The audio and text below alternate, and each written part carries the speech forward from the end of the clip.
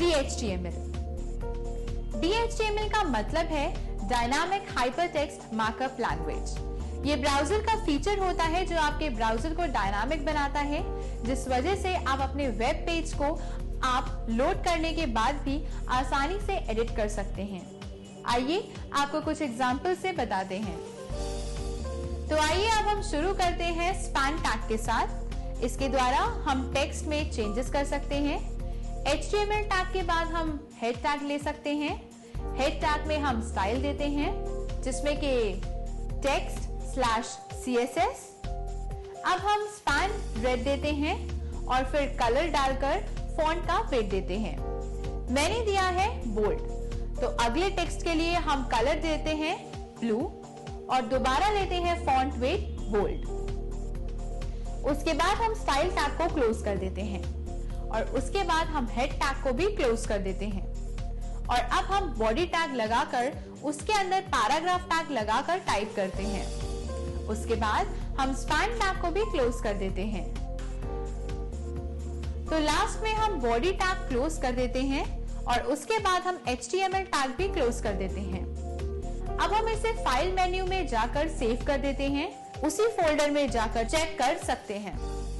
तो अब हमने फाइल पे डबल क्लिक किया और वो वेब ब्राउजर में ओपन हो गई। तो आप देख सकते हैं हमने जिसमें रेड कलर दिया था वो रेड हो चुका है और दूसरा हमने टेक्स्ट में ब्लू कलर दिया था तो वो ब्लू हो चुका है। Blinking text. अब हम देखेंगे कि हम DHTML में ब्लिंकिंग टेक्स्ट का यूज कैसे कर सकते हैं और कैसे हम उसे क्रिएट कर सकते हैं। तो इसके लिए हम कोडिंग करेंगे। हम इसमें सबसे पहले HTML टैग देंगे, उसके बाद हेड और उसके बाद टाइटल टैग देंगे। तो इसका टाइटल मैं दे देती हूँ blinking text. Example, scripting language हम यूज कर रहे हैं जावास्क्रिप्ट। इसके बाद हम फंक्शन ब्लिंक बनाते हैं और आगे ले जाकर हम इसमें visibility dot objective dot style की हिडन कर लेते हैं। इसमें हम जावास्क्रिप्ट का यूज करते हैं। तो एट लास्ट हम स्क्रिप्ट क्लोज कर देते हैं। तो इसके बाद हम हेड क्लोज कर देते हैं और बॉडी में ब्लिंक कर देते हैं। इसके बाद जो भी टेक्स्ट हमें ब्लिंक करवाना है उसे हम हेडिंग के अंदर दे रहे हैं और जिस पर हमें ब्लिंक इफेक्ट देना है, जैसा कि हम स्मार्ट वैल्यू को ब्लिंक करवाएंगे, तो इसे हमने यहाँ पर टाइप कर दिया। उसके बाद हम एक पैराग्राफ टैग लेंगे जिसमें हम लिखेंगे smart value is blinking because DHTML script is manipulating it's visibility property. और उसके बाद हम पैराग्राफ टैग क्लोज कर देंगे। इसके बाद हम बॉडी टैग क्लोज कर देंगे और सबसे लास्ट में HTML टैग भी क्लोज कर देते हैं। तो ये सब करने के बाद हम इस फाइल को सेव कर देते हैं। अब हम फाइल पे डबल क्लिक करके अपनी फाइल को वेब ब्राउजर में ओपन करते हैं। फाइल को ओपन करने के बाद हम देख सकते हैं कि हमारे पास आउटपुट आ चुका है जिसमें हमें स्मार्ट वैल्यू ब्लिंक करता हुआ दिख रहा है। क्योंकि स्मार्ट वैल्यू पे हमने ब्लिंकिंग टेक्स्ट का इफेक्ट डाला था, तो इस तरह से हम DHTML में ब्लिंकिंग टेक्स्ट क्रिएट करते हैं और उसका यूज करते हैं। DHTML table. तो आइए अब हम देखते हैं कि DHTML टेबल कैसे क्रिएट होता है।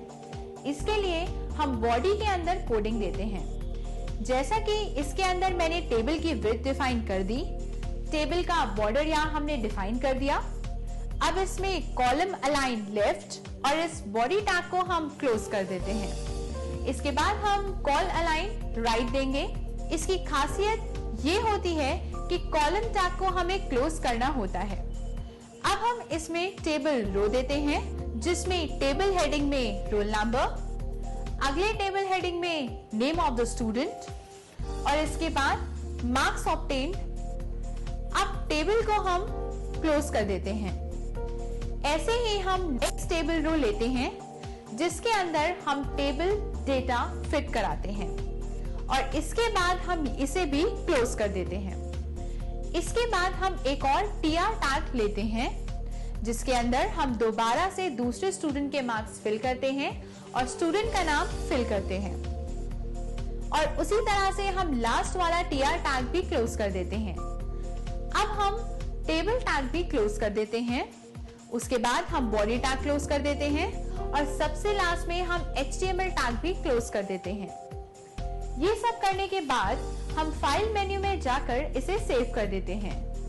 इसे सेव करने के बाद हम अपने फोल्डर में जाकर फाइल पर डबल क्लिक करके उसे वेब ब्राउजर में ओपन करते हैं।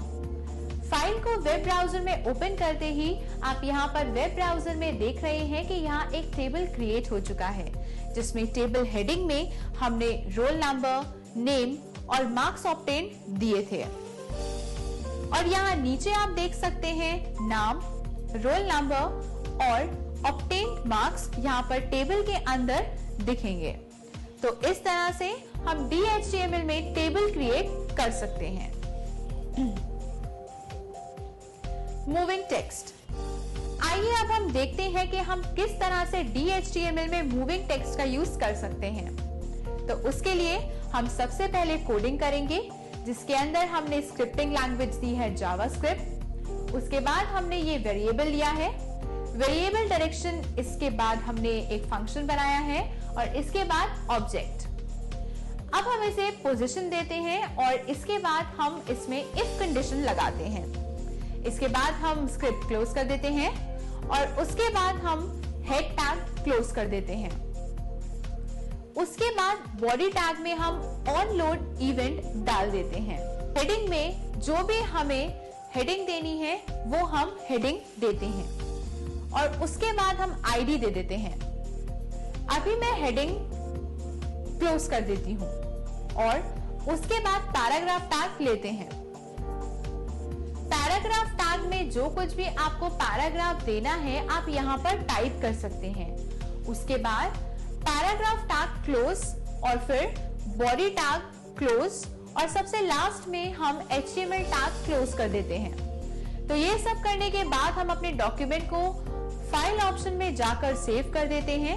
तो चलिए अब हम इसका आउटपुट वेब ब्राउजर में देखते हैं। उसे वेब ब्राउजर पर ओपन करते हैं।